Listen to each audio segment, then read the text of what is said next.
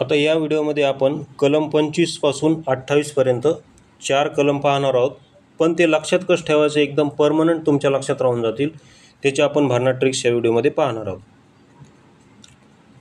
कारण हे जे 4 कलम आहेत हे कशा संबंधी आहेत, तर धार्मिक कलम आहेत. हे पॉलिटीमधील मूलभूत हक्कामधील हे जे 4 कलम आहेत हे धार्मिक कलम आहेत. ते लक्षात कसं ठेवायच्या वेळोवेळी प्रश्न विचारलेला आहे. जास्त करून खास करून 25 कलमवर भरपूर वेळेस प्रश्न विचारलेला आहे. आणि आता हे कलम कसे लक्षात ठेवायचे याची आपण ट्रिक्स पण पाहू. तर बघा, कलम 25 काय आहे?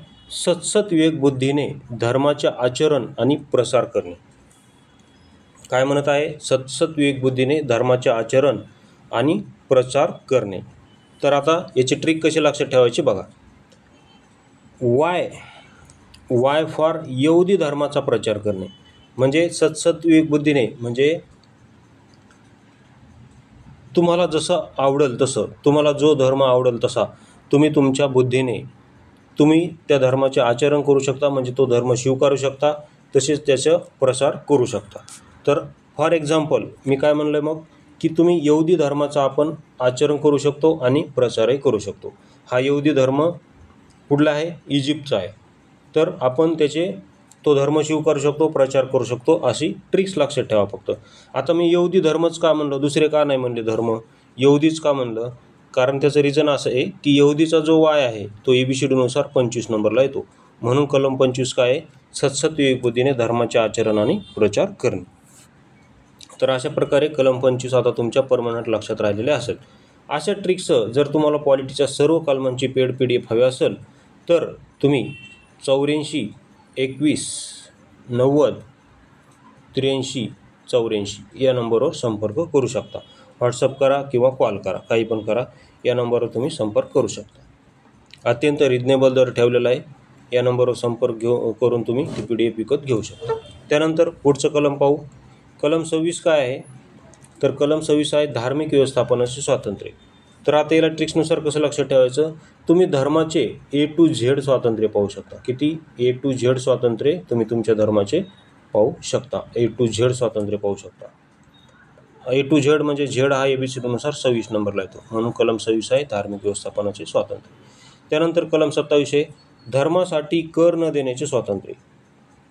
म्हणजे सरकार कुठल्याही स्पेसिफिक धर्माचा प्रचार करण्यासाठी किंवा कुठल्याही स्पेसिफिक धर्माला समोर आणण्यासाठी कर गोळा करणार नाही. तसेच आपल्यालाही कुठल्याही धर्मासाठी कर न देण्याचे स्वातंत्र्य आहे. तर याची ट्रिक्स कशी लक्षात ठेवायची?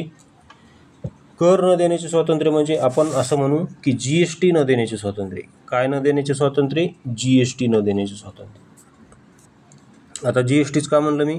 कारण 27 मध्ये बघा शेवटी 7 येतं आणि हे जे 7 आहे ते हा जो GST मधला जो G आहे तो ABCDनुसार 7 नंबरला येतो आणि 27 मध्ये काय शेवटी 7 आहे.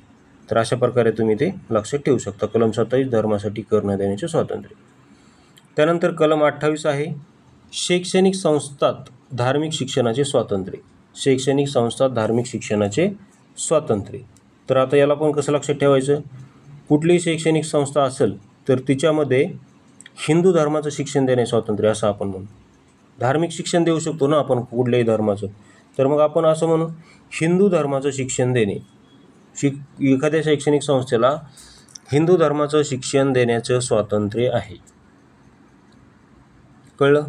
हिंदू धर्माचं शिक्षण देण्याचं स्वातंत्र्य आहे. हिंदू का म्हणलं मी?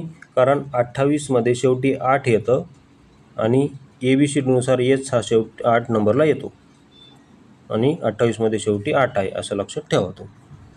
त्यानंतर 29 30 हे पाहून टाकू 2 याच्याबरोबरच.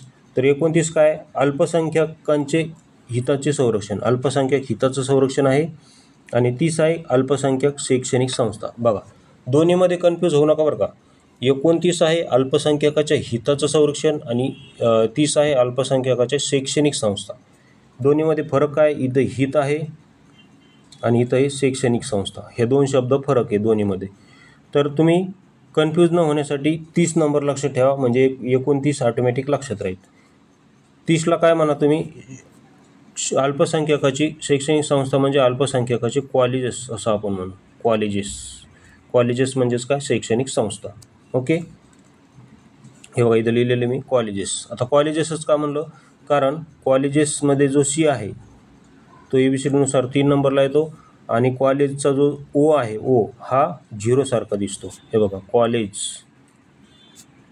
कॉलेजमध्ये जो सी आहे तो ABCDनुसार 3 नंबरला येतो आणि हा ओ 0 सारखा दिसतो, म्हणजे कलम 30 तयार होते. म्हणून कलम 30 काय, अल्पसंख्याक शैक्षणिक संस्था म्हणजेच अल्पसंख्याक कॉलेजेस. मग 30मध्ये जर शैक्षणिक संस्था असतील तर 29मध्ये काय असणार, मग त्यांच्या हिताचं संरक्षण. कारण 2च कलम अल्पसंख्याकासंबंधी आहेत, 29 आणि 30. तसेच 29मध्ये बहुसंख्यकांचाही समावेश होतो, मात्र 30मध्ये फक्त आणि फक्त अल्पसंख्याकांचा समावेश होतो. हे पण तुम्ही लक्षात घ्या. तर अशा प्रकारे आपण या व्हिडिओमध्ये 5-6 कलम पाहिले आहेत आणि ते ट्रिक्सनुसार कसं लक्षात ठेवायचे याच्या भन्नाट ट्रिक्स पण आपण ते पाहिलेले आहे. अशाच ट्रिक्स जर संपूर्ण पॉलिटीच्या कलमांची पेड PDF हवी असेल तर परत एकदा नंबर सांगतो, 84 21 90 83 84 या नंबरवर तुम्ही संपर्क करू शकता. आपल्याकडे पॉलिटीची PDF आहे, सायन्सची PDF आहे, इंग्लिश व्होकॅब्युलरीची PDF आहे, संपूर्ण आपल्याकडे PDF आहे. धन्यवाद.